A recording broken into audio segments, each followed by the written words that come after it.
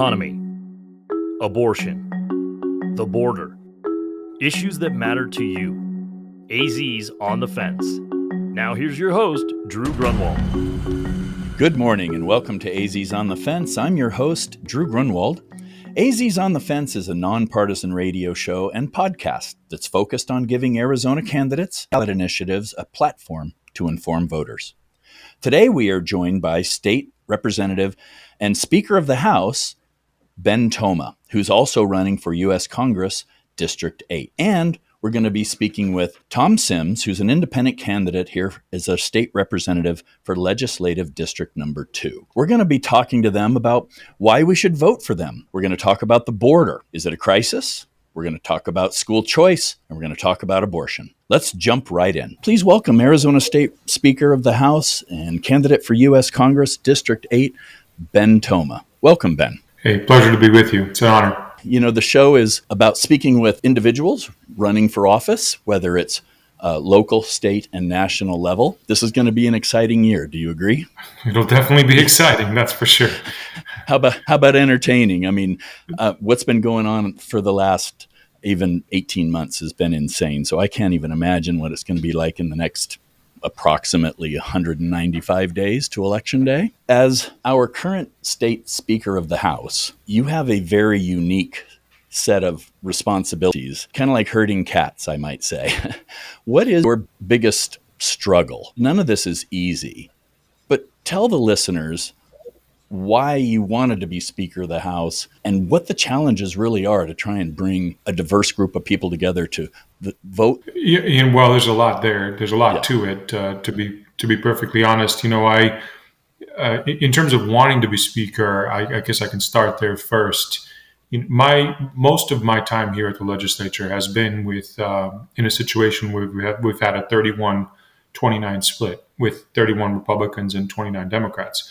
And the reason that's important is because everything requires 31 votes to pass out of this chamber. So it's not a majority, it's a strict majority, not a majority of those present, which is an important distinction, which is a little bit different in DC. In any case, and yet I've been blessed and have been able to get some pretty important things done, things that most thought impossible during my time here. For example, I'm the one who designed and passed the flat tax in 2021, which was sort of the signature piece of legislation that year that really required 31 and 16, and 16 being the majority in the Senate to get across the finish line. And then in 2022, again, everybody thought this was impossible, but I designed and passed the first universal school choice option in the country, which then it led to lots of other states doing it in 2023. I say this because it is possible to get big things done and to make major difference, even when you have one vote majorities. But there's a challenge to one vote majorities, which is that each individual member can now effectively veto anything that the majority wants. So, you can't, if 30 are 100% in agreement on some issue, and one of them isn't, well, guess what? You can't get it passed in this situation. Right. It doesn't. And pass. It doesn't pass, and that's frustrating. And what you're seeing in DC now, for example, has been that they're down to very, very small majorities. It's been as low as one vote majority. I'm not sure what the status, I'll be perfectly honest, of all the different races and special races are. It's razor thin, and we know that. And quite often, one Democrat or one Republican can vote the opposite side of the aisle, and it kills it. So, correct.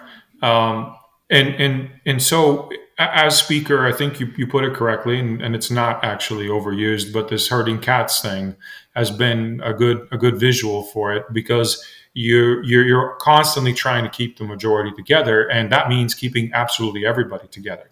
And when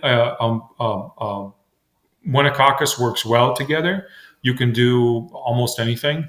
Keeping them together is more than a full-time job. And that's the first and foremost reason for me doing it, is to protect the good policy that we've had for the last decade or so here in Arizona, that's led to to us being a state of destination, where you can kind of tell how a state's doing based on whether the doors are swinging in or the doors are swinging out, Exactly. right, from the state. Are people trying to bail Right. or are they trying to come in? And we all know that they're trying to come into Arizona. So things are better than many other places. And so that's why they're coming here. And that's worth protecting, in my opinion. Absolutely. And I agree. And it's, there's a lot of issues. You were Peoria City Council. Now you're a state representative. Now you're the speaker and you're going to be running for the House of Arizona House, correct? Right. So, I'm doing it. I'll be honest with you. It wasn't on my list of things to do, running for Congress, that is. But when the current Congresswoman, in this case, Representative Debbie Lesko, called back at the end of October and mentioned to me that she wasn't going to run again. And she also asked me to consider running to replace her. And when that happens, you take it seriously. And I admit that I'm not excited about spending a lot of time on a flight. I'm not excited about being part of the dysfunction that's happening in DC that we've touched on before. But I think part of the problem here has been that if we send the wrong types of people into a legislative body that requires the ability to work with others, to overlook personal offenses, to just roll up your sleeves and get to work and figure out a way to get things done. That's the kind of candidate we need. That's the kind of person we need in DC, and not the kind of person that's just chasing a camera or trying to figure out how to get on Fox News or CNN, or depending, unfortunately, on your party affiliation nowadays, or any of those other places, or to figure out the latest and greatest tweet or post or Facebook, whatever. It's someone that can actually avoid that and do the real work. Because I got to be honest with you, I have never seen a problem solved through the media or on in an epic floor speech. That's just never happened. As much as people might fantasize about that, it's just not how this works. The real work happens behind closed doors and in private meetings, and Absolutely. getting your colleagues on board. Let me change gears here a little bit, and we're going to talk about some current events and some current issues. You yourself are Romanian American. Your family moved to America. What year? You were 87, a teenager, 1987. High school, and I imagine you immigrated. You left communist Romania. You came here legally in the process to become United States citizens. I'm sure that you take very seriously. Our current issue at the border doesn't just affect Arizonans, it affects the entire country. And, where do you stand on that? And, you're in the middle of it. I'd love to hear your opinion. Yeah, so it's quite a story, actually, how we came to the U.S. My parents fled communist persecution about a year and a half before we were reunited here in the United States. And I actually came to this country. I was only 9 at that point. But we came to this country by ourselves, which is we'll get into details at some other time. But the net of it is that you're right. Look, I am an immigrant. I get it. I didn't speak the language when I got here. I learned it just like many other immigrants have to. And but I will tell you that, one, our family did wait their turn and come here legally, and that's important. Secondly, I think no reasonable person can say that what's happening currently at the border is anything but an epic disaster, and really it's a dereliction of duty by the federal government.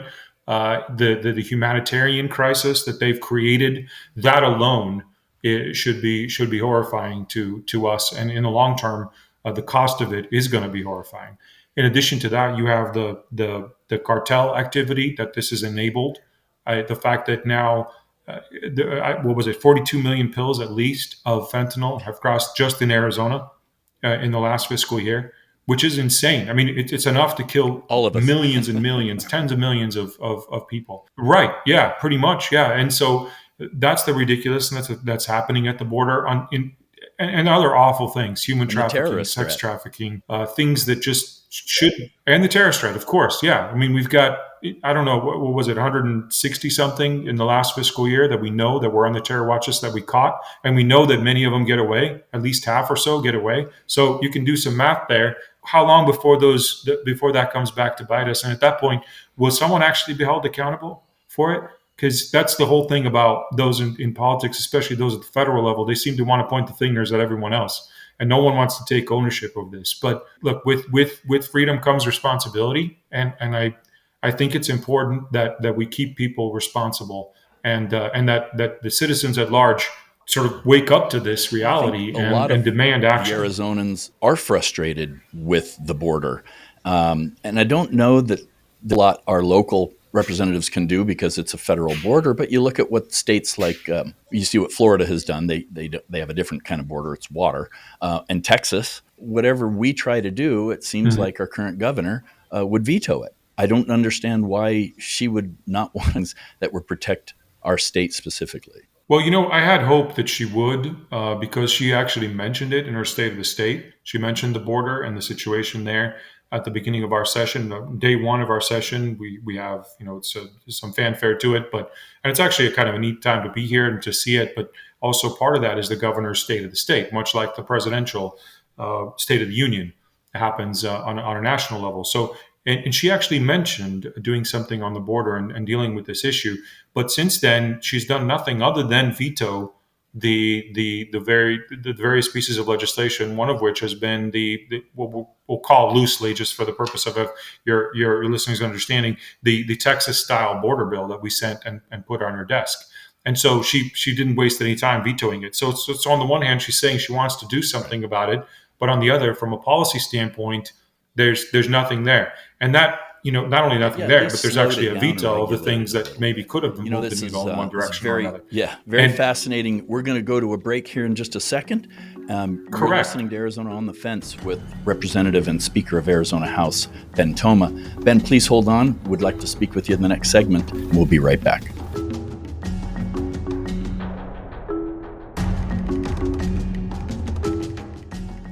Thinking about selling your home but unsure about the current market and the value of your home? Call the experts at A2 Luxury Real Estate. The team has over 50 years experience in real estate, appraisal, and finance. Having the right team with the right experience will help you make the right decision when it comes to selling your home. The pinnacle of luxury real estate starts with A2 Luxury Real Estate. Visit us at a2luxre.com or call 602-888-1433, Realty One Group.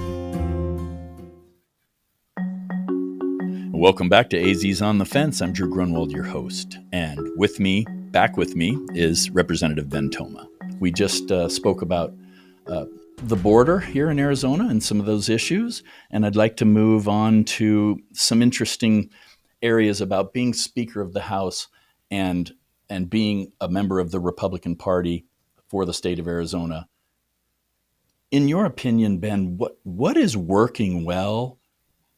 And conversely, what really needs to a lot more work? I mean, what have you brought with you and gotten accomplished? And if you had another term here in Arizona, what would you really focus on to try and make better? Sure. I mean, from my perspective, the reason what is working well is, as I sort of touched on before, is the Republican policies that have led to Arizona being a destination state. The fact that and I've been a large part of this, but it's not just because I'm personally involved. I happen to philosophically believe this wholeheartedly, which is that having a good low tax environment, having a good regulatory environment where people can start businesses and do what they need to do with as little government interference as possible, and while keeping order and keeping people safe and all that. I grant that that's incredibly important. On top of that, I think one of the policies that, especially post-COVID, that has become such a signature of Arizona, and we set the high watermark on this, has been school choice and really empowering parents to make the decisions that are best for their kids, and not forcing this one-size-fits-all type of solution on parents, which has been, in my opinion, not just because I'm an immigrant, but I'll mention it, as sort of anti-American. If you think about it, you have a choice in almost everything else that you do as an American, but for many people, really there was no choice. The only affordable education option was your local district school. Now, I'm not anti-district schools, just so we're 100% clear. I support that. I support school choice of all kinds. I support charters. I support the ESAs. But we were able to do that, and because of that, I know there are people that are continuing to move here, realizing that in Arizona, citizens are empowered to make choices for themselves, whether it's for their kids or for their businesses or, whatever. And so I think that's working really well. What hasn't been working real well. But isn't that under attack right now? Katie Hobbs, and they're Sure. that's under Yeah, attack. absolutely I it mean, is. And that that's, doesn't. Fingers crossed. I believe in school choice, and so do you. What are we going to do to make sure that stays in place? well, that actually is one of the reasons that I've stayed on and really fought against Hobbs and stayed on as speaker, knowing that there would be a pretty major cost to this. Because as I think you mentioned earlier, I am running for Congress as well, and doing that at the same time as being speaker and having all these things happen all at once has been a bit of a challenge, to be perfectly honest. But I think it's important. I think it's really important for me to defend these policies. I think it's important for Arizona for us to defend these policies, and I intend to do exactly that while I'm here. Now, in terms of what hasn't been working, because I think that was part of your question, sort of part B of your opening question. I think what hasn't been working is not necessarily unique to us as Republicans here in Arizona. It sort of happened on both sides of the aisle, but it's highlighted more for us because we're in the majority, and so we have to govern at the same time. It's a lot easier when you're not in the majority to simply point out all the ways that the majority is not governing to your liking, right? It's in other words, it's easier to break something than it is to build something in the first place. And so that's the reality of where we are. But look, I don't like some of the tacts some of my colleagues have taken in terms of attacking each other, especially when we have attacks that happen in public. And I get that there's sometimes family fights are unavoidable, but when a family fight happens in public, that's just not a good place to be. And keep in mind that when you're in the legislature, it doesn't matter how righteous your idea is, how right, how awesome, how amazing. If you can't get 30 other people in this chamber to agree with you, and 16 in the Senate, and the one that sits on the ninth floor, it's not going to happen. And that's just the basic math of it. That is the only way something happens. So attacking your colleagues is just not going to work to getting good policy done. Well, it's certainly not going to get them to vote your way the next time you need their help either, is it? So exactly. Yeah, it's the you catch more flies with honey kind of thing. So and that's a lot of our elected officials, politicians, at least in the local and state level, tend to be business people.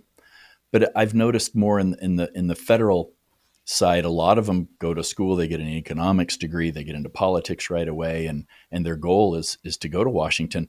A lot of them have never employed an individual. A lot of them don't know what it's really like to go out and make a living and pay taxes and all those other things, and they're trying to represent us. And I don't think they represent us well. You're going to go to Washington. How are you going to relate to us as Arizonans and make sure that you're voting the will of your state?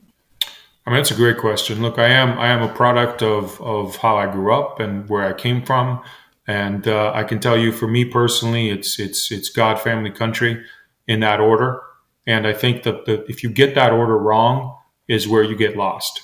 And also, there's another dynamic in DC that is not true here at the state capitol, which is that we have term limits here. And either way, I will be done as speaker at the end of this year because of the term limits. In DC, they don't have term limits, and so you have this almost professional class that's become professionally elected, if you will. And sure, and that's not what it was designed to be like from the beginning. Remember, it was supposed to be a citizen legislature, even back from the beginning of our federal system, and so I do believe that at this point I'm 45. I'll be 46 by the time the election happens, and I'm old enough that I'm not learning new tricks. In other words, I'm not going to change. I am who I am. I am a small business owner. I've had to pay those bills. I've had to borrow when I couldn't pay them. I've had to pay paychecks, and I know what that feels like.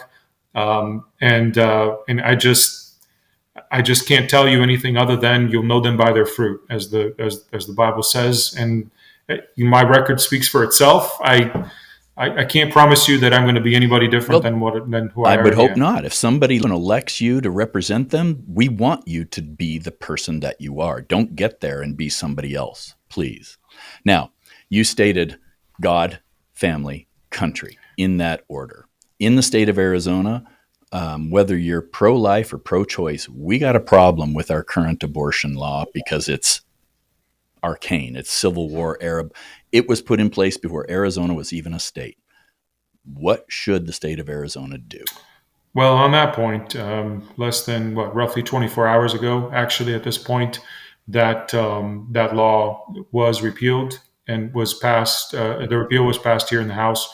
It was sent to the Senate based on what happened in the Senate a week ago, where a motion was made to overrule the process, if you will, and introduce a bill that was identical to the one that just made it over to them. So I would expect that by the next time the Senate meets, which will be on Wednesday, that it will be repealed. At which point, Governor Hobbs is going to sign it, considering that she's been asking for it. Now, having said that, I will tell you that personally, this has been a very difficult decision for many of our members. It's been a difficult fight, as I mentioned before. It was a family fight that unfortunately happened in public, and it's deeply personal for a number of reasons, not the least of which that people have very strong moral and ethical, as well as political, to be perfectly honest here, implications to this decision. I will tell you that I'm 100% pro-life, and with the only exception I personally believe in is the life of the mother, and